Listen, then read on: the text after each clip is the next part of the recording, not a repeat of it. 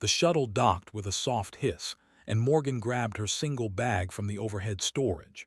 Through the window, she could see the massive curve of Harmony Prime stretching out before her, a space station, larger than any city she had ever visited back on Earth. Lights blinked across its surface like stars brought down from the sky. She took a deep breath and stepped toward the exit. She was 19 years old. She had grown up in Colorado, spent her summers working on her uncle's cattle ranch, and hiked mountain trails since she could walk.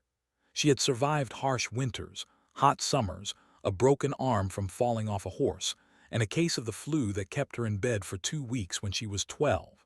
By human standards, she was ordinary.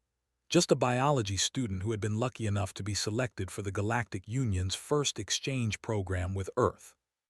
The doors opened and walked into her new life.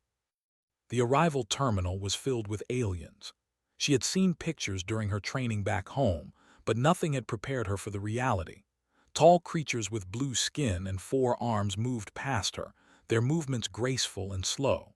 Small furry beings along the walls, chattering to each other in high-pitched voices. A massive figure covered in thick scales stood near the information desk, its yellow eyes scanning the crowd. Reminded herself to breathe. She was representing humanity here. She could not afford to look scared. A floating drone approached her and spoke in perfect English. "Morgan, human exchange student. Please follow the guidance lights to Orientation Room 7. She followed the soft blue lights embedded in the floor, weaving through crowds of aliens who stopped to stare at her. She heard whispers in languages she did not understand, saw fingers and tentacles pointing in her direction. She kept her head up and her pace steady. The orientation room was small and comfortable. A holographic display flickered to life as she entered, showing a map of the academy and a schedule of her classes. A gentle voice explained the rules, the expectations, and the opportunities available to her. Listened carefully, taking mental notes. When the orientation ended, another student was waiting outside to guide her to her living quarters. She was a species had read about during her training, were thin and delicate, with pale purple skin and large dark eyes. They came from a peaceful world with low gravity and mild weather. They were known for their intelligence and their love of art and music. "I am," said, her voice soft and musical. "I will be your roommate, please follow me." They walked through long corridors filled with students from dozens of different worlds. Noticed that many of them kept their distance from her, watching her with expressions she could not read. Some looked curious, others looked afraid. "They do not know what to make of you," said quietly. "Humans are new to the Galactic Union. Most species here have never seen one before." "I hope I don't disappoint them," said with a small smile. Looked at her strangely, but did not respond. Their room was simple but comfortable. 2 beds, 2 desks, a shared bathroom, and a large window that looked out at the stars. Set her bag down and began to unpack while watched from across the room. "May I ask you something?" said after a long silence. "Sure." "Your planet, Earth. It is listed in the old stellar surveys as a Class 7. Is this true?" Paused, a shirt still in her hands. "I don't know what that means." "It means your world is considered extremely dangerous. High gravity, toxic atmosphere, extreme weather, deadly wildlife. The surveys say intelligent life should never have evolved there."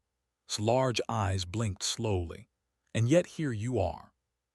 Thought about this for a moment. She had never considered Earth dangerous. It was just home. Sure, there were storms and earthquakes and animals that could kill you if you were not careful, but that was just life. "I guess we got lucky," she said with a shrug. Over the following days, settled into her new routine. She attended classes on xenobiology, galactic history, and communication. She ate strange foods in the dining hall and learned to navigate the station's maze of corridors. She made small efforts to talk to other students, though most kept their distance. She noticed things about herself that she had never thought about before. In the low-gravity training rooms, she moved with a heaviness that other students did not have. Her body was denser, her muscles stronger, built for a world that pulled harder than most. When she exercised in the gym, other students stopped to watch, amazed by the weight she could lift. One evening, she cut her hand on a sharp edge while unpacking equipment in the biology lab. The wound bled freely for a moment, then began to clot. By the next morning, it was already healing. When saw the fatting wound, she went pale. "That should take weeks to heal," whispered. "Months for some species." "It's just a cut," said. "It's not a big deal." But she was beginning to understand that what was normal for her was not normal here. She also began to notice they were a proud species, tall and muscular with dark skin and sharp claws. They walked through the academy like they owned it, and in some ways they did. They had been part of the Galactic Union for centuries. They were warriors, hunters, a species that valued strength above all else. Other students moved out of their way without being asked. Their leader among the students was a male named. He was large even by standards, with scars on his arms that he displayed like medals. He noticed on her third day at the academy and watched her with cold, calculating eyes. She ignored him. She had dealt with bullies before. Growing up on Earth, you learned to handle people who thought they were tougher than you. You learned to keep your head down, do your work, and not give them the reaction they wanted. But was not used to being ignored, and was about to learn that some challenges could not be walked away from. It happened in the dining hall on a quiet afternoon. Was sitting alone at a small table near the window, eating something that tasted like spicy rice mixed with vegetables she could not name. She had learned to enjoy the food here, even if she did not always know what she was eating. The view of the stars through the window helped her feel less homesick. She heard the heavy footsteps before she saw him, walked toward her table with 3 others behind him. Students from other species quickly moved away, clearing a path. Conversations went silent. Everyone watched. Stopped in front of her table and looked down at her with disgust in his yellow eyes. "So this is the creature from he said loudly, making sure everyone could hear. "I expected something more impressive. You look like prey." Continued eating. She did not look up. "I am speaking to you, human," growled. "On my world, when a superior addresses you, you respond." Took another bite of her food, chewed slowly and swallowed. Then she looked up at him with calm eyes. "I heard you," she said. "I just didn't have anything to say." Whispers rippled through the dining hall. No one spoke to like that. No one. The claws extended slightly from his fingers. "Your species has only been in the Galactic Union for a few cycles. You do not understand your place yet. Humans are soft, weak. You stumbled into space by accident and you do not belong here." Set down her eating utensil and looked at him steadily. "Are you finished?" His face twisted with anger. In one quick motion, he swept his arm across the table and knocked her tray to the floor. Food splattered across the polished surface. The metal tray clattered loudly in the silence. "Acknowledge your weakness," demanded. "Admit that your species is inferior, and I will let you clean up your mess in peace." Looked at the food on the floor. She looked at the tray. She looked at. Then she stood up slowly. She was shorter than him by almost a foot, and she weighed less than half of what he did. But she did not look away from his eyes. "No," she said quietly. She bent down, picked up her tray, and walked past him toward the cleaning station. She did not look back. Stood frozen. No one had ever refused him.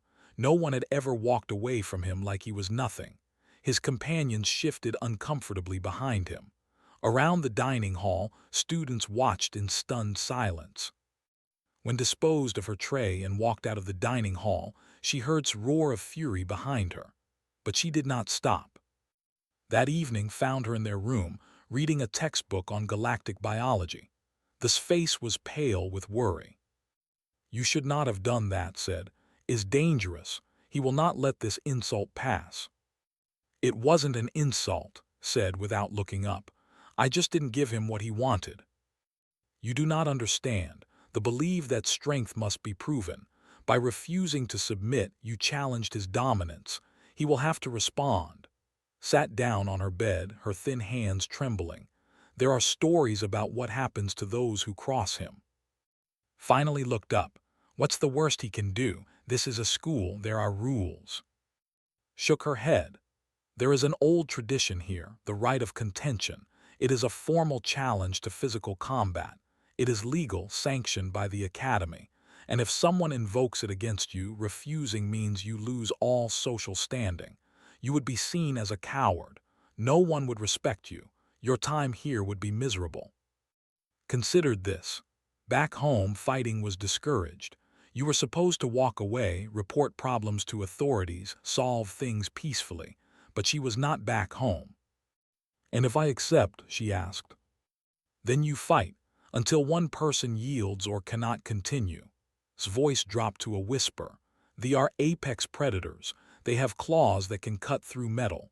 They are fast and strong, and they have been training to fight since they were children. You cannot win against.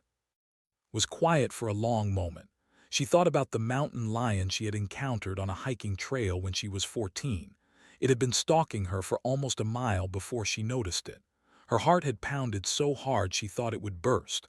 But she had remembered what her uncle taught her. She made herself look big. She shouted. She threw rocks.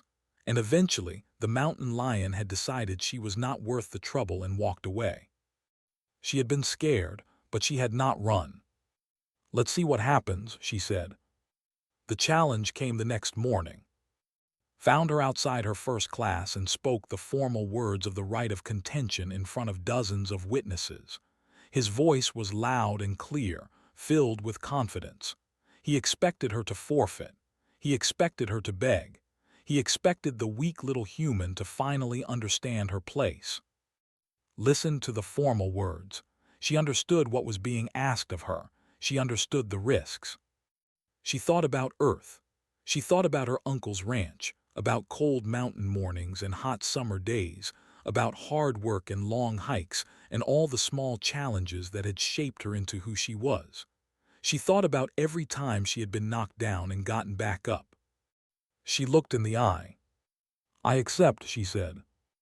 The crowd erupted in shocked whispers. Professors pushed forward, trying to talk to her, trying to make her understand what she had just agreed to. Her human advisor, Dr. Ben Harper, pulled her aside with worry written across his face. Do you know what you're doing? They are dangerous. This isn't a game. Looked at him calmly. I know, she said, but he's never met anything from Earth. The challenge was set for 3 days later. Word spread across the entire station. Everyone wanted to see what would happen when the proud warrior faced the small human girl from the most expected a quick and brutal defeat. They were wrong. The night before the challenge, Dr. Ben Harper called an emergency meeting. He had been his advisor since she arrived at the academy. He was a who had spent 20 years studying alien life, and he was one of the few humans permanently stationed at Harmony Prime. When he heard about the right of contention, he knew he had to do something. He could not stop the fight. The tradition was too old, too respected, but he could prepare the audience for what they were about to witness. The meeting was held in one of the large lecture halls. Word had spread quickly, and hundreds of students and faculty members filled the seats. Sat in proud groups, confident in their champion's victory, huddled together nervously. Dozens of other species filled the remaining spaces, all curious about the strange human who had dared to accept his challenge. Dr. Harper stood at the front of the room, a holographic display glowing behind him. He looked tired but determined. Thank you all for coming, he began. Tomorrow, one of my students will face a warrior in the right of contention. Many of you expect this to be a short fight. Many of you expect Morgan to be badly hurt or worse. I am here to explain why you might want to reconsider those expectations. He pressed a button, and the holographic display changed to show a blue and green planet floating in space. This is Earth, he said. The human. It is classified in Galactic Union records as a Class 7. Most of you have heard that term but do not truly understand what it means. Allow me to explain. He pressed another button, and data began scrolling across the display. Earth's gravity is 10 meters per second squared. For those of you from low-gravity worlds like that means everything on Earth weighs significantly more than it would on your. Humans grow up under this constant crushing force. Their bones become dense. Their muscles become strong. They do not even notice it because to them, it is simply normal. The audience shifted uncomfortably. Earth's atmosphere contains 21% oxygen, Dr. Harper continued. Oxygen is a highly reactive gas. On most worlds, it would be considered toxic. Humans breathe it constantly. Their bodies have adapted to use this corrosive substance for energy. It makes them fast. It makes them strong. It also means their internal body temperature runs at approximately 37 degrees Celsius. For many species in this room, that would be a dangerous fever.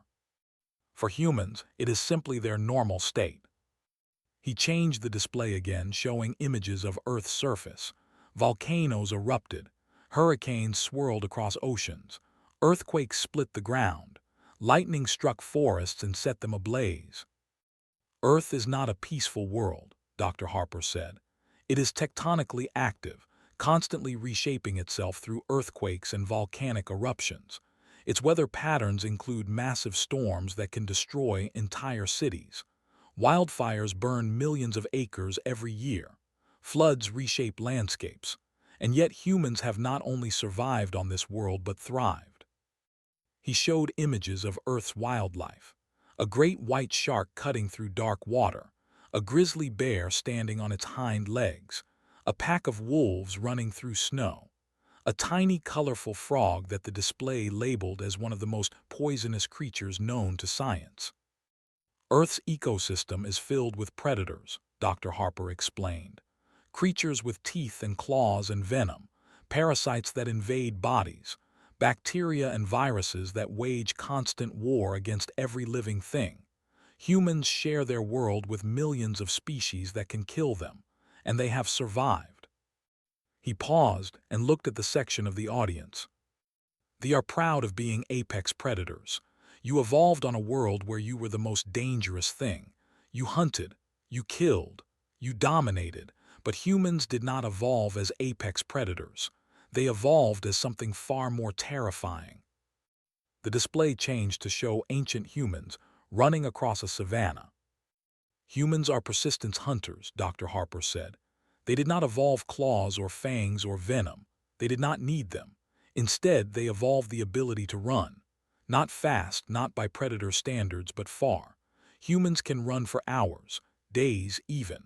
They can track prey across entire continents, following it relentlessly until it collapses from exhaustion. Their prey dies not from a killing blow, but from simply giving up. The room was completely silent now. When humans are injured, they heal. Broken bones mend themselves. Cuts close and seal. They have survived injuries that would kill most species in this room. Their immune systems are sophisticated war machines that fight off invaders constantly.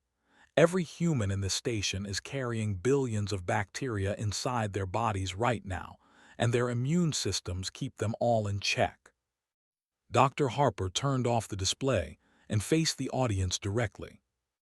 Morgan is not a warrior. She is not a soldier.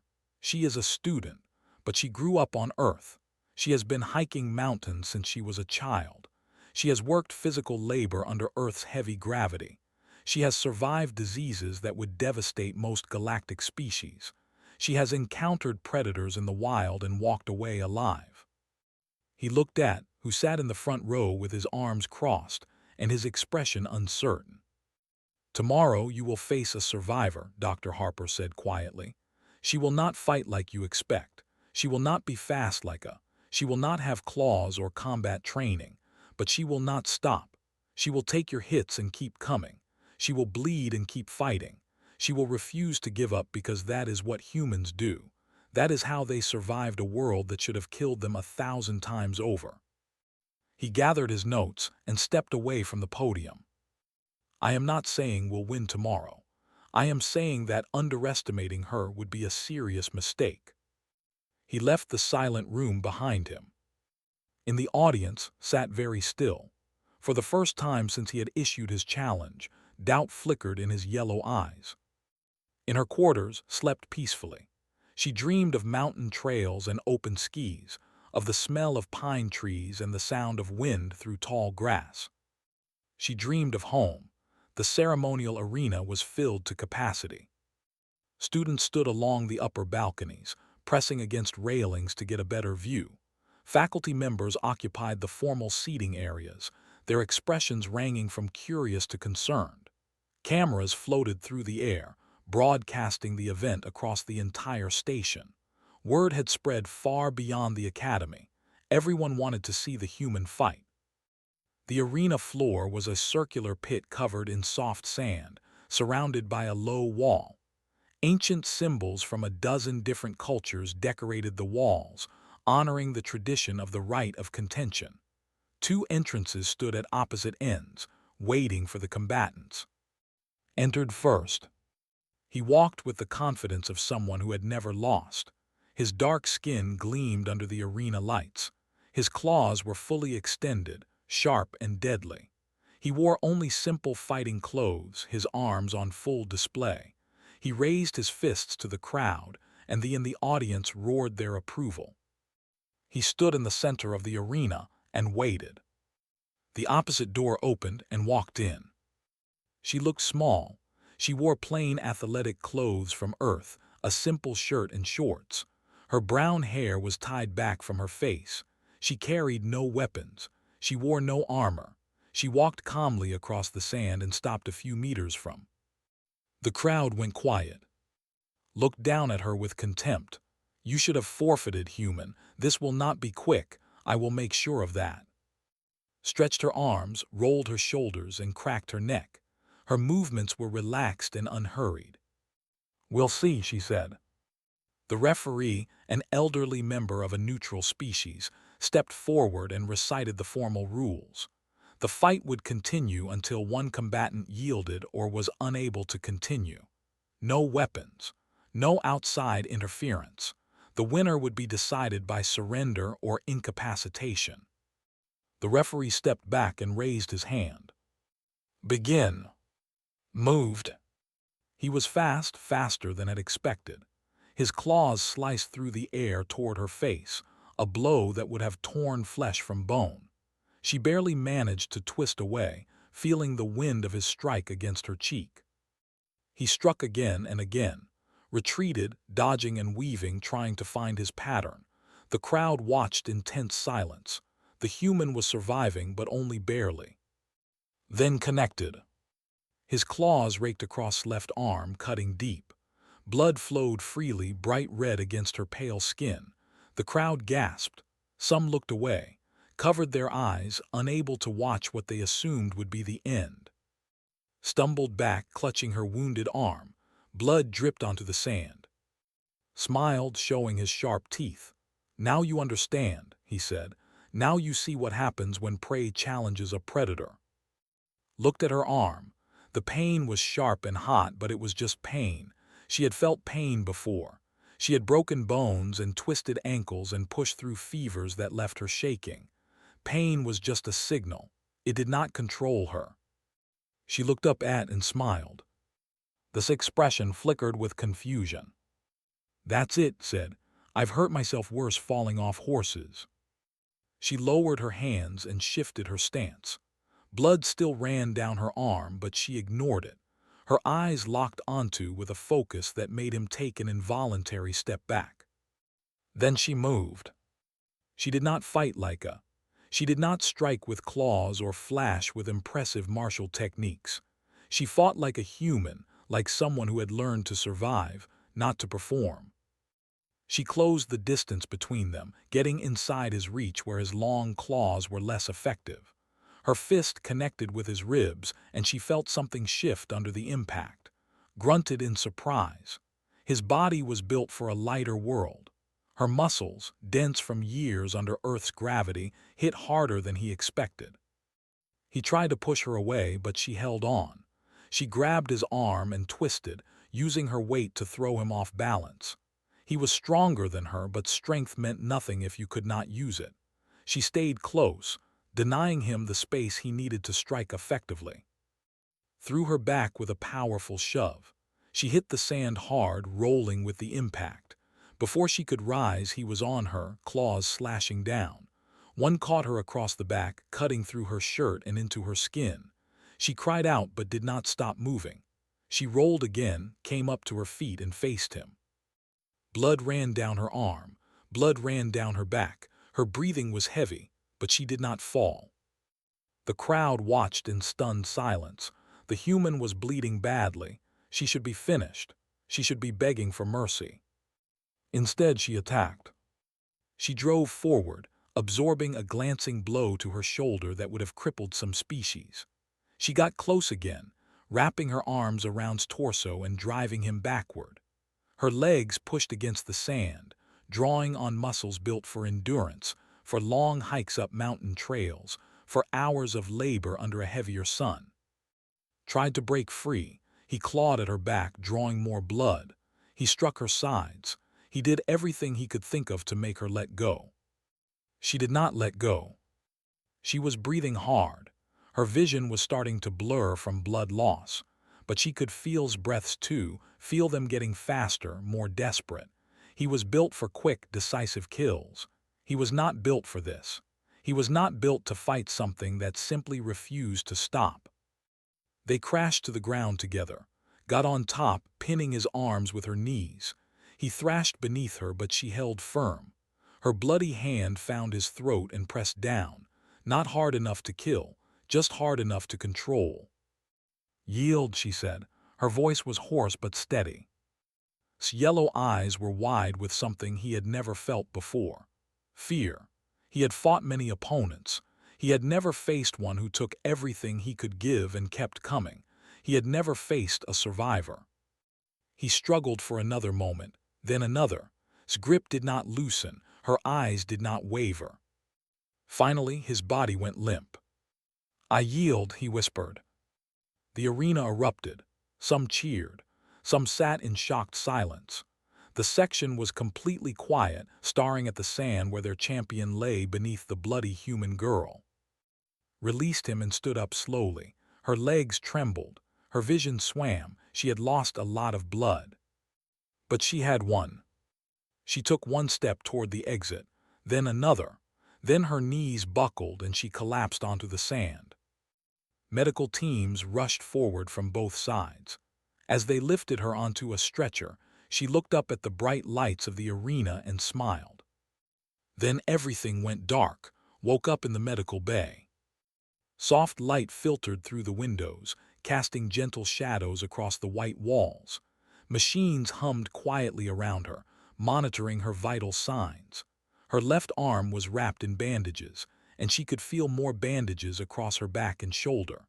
Everything hurt, but it was a familiar kind of hurt. The hurt that came after pushing yourself too far and surviving. She tried to sit up, and a gentle hand pressed her back down. "Easy," said a familiar voice. Dr. Harper sat in a chair beside her bed, looking tired but relieved. "You lost a lot of blood. The doctors here have never treated a human before. They were very impressed by your clotting factors." Managed a weak smile. "How long was I out?" "About 14 hours. Your body started healing almost immediately. The medical staff keeps running tests because they don't believe their own readings." He shook his head slowly. "You scared a lot of people, including me." "Sorry," she said. "Don't be." He leaned forward, his expression serious. "What you did in that arena changed things. People are talking about it across the entire station. The footage has already spread to other systems. Everyone wants to know about the human girl who defeated a warrior." Frowned. "I didn't really defeat him. I just didn't give up." "That's exactly the point."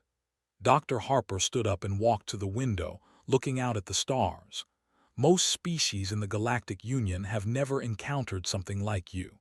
They have predators on their worlds, but nothing like Earth's ecosystem. They have challenges, but nothing like growing up under heavy gravity with a toxic atmosphere surrounded by creatures that want to eat you. He turned back to face her. You showed them what it means to be human, not because you were stronger or faster, but because you simply refused to stop. Because when you were hurt, you kept going. Because when you were bleeding, you kept fighting. Because when anyone else would have given up, you found a way to win. Was quiet for a moment. I just did what I had to do.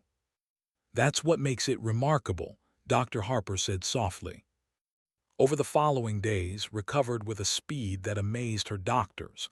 Her wounds closed and began to scar. Her strength returned. Within a week, she was walking through the station again, attending classes, eating in the dining hall.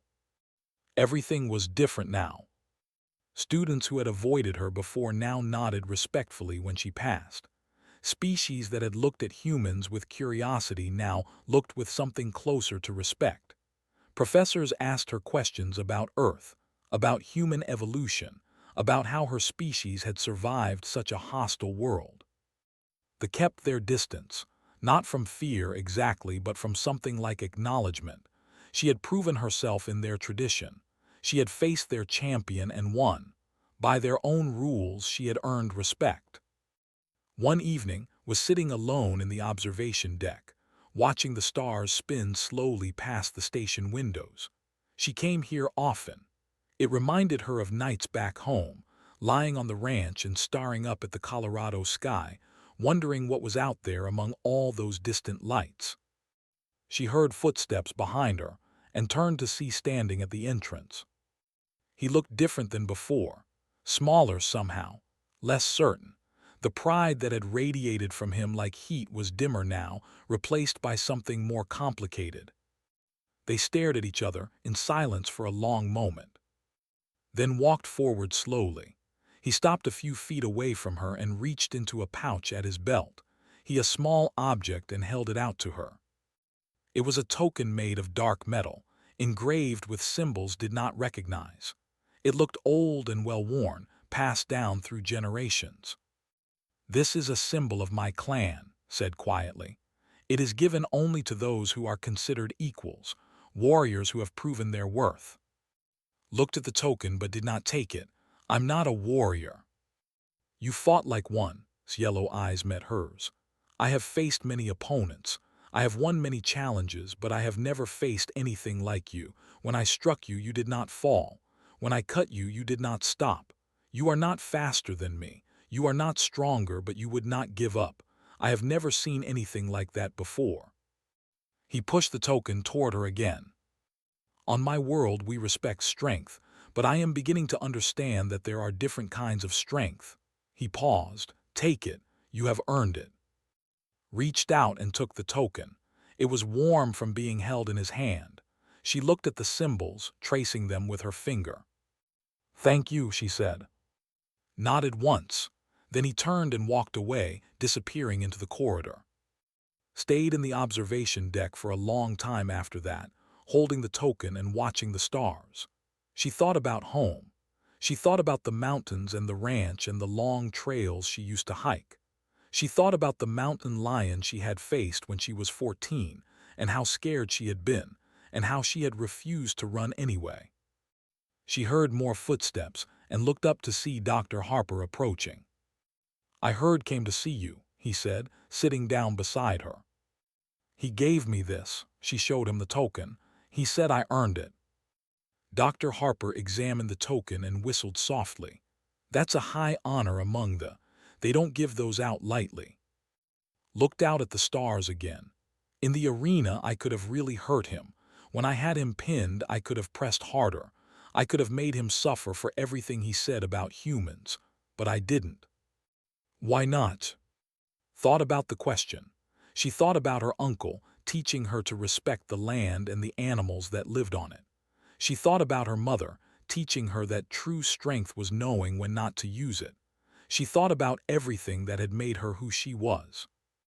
"On Earth, we learn that strength isn't about hurting people," she said finally. "It's about knowing you can and choosing not to. Anyone can destroy something. It takes more strength to hold back." Dr. Harper nodded slowly. I think the Galactic Union is going to learn a lot from humanity. Smiled, I hope so. We've got a lot to offer, and a lot to learn too. She turned back to the window, watching the endless stars stretch out before her. Somewhere out there, past the light of distant suns, was a small blue planet covered in mountains and oceans and wild creatures. That had created something remarkable. She was just a student, just a girl from Colorado who liked hiking and studying biology, but she was also a survivor, a daughter of Earth, a reminder that humans were not soft, not weak, not prey. They were something far more interesting. And the galaxy was only beginning to understand what that meant.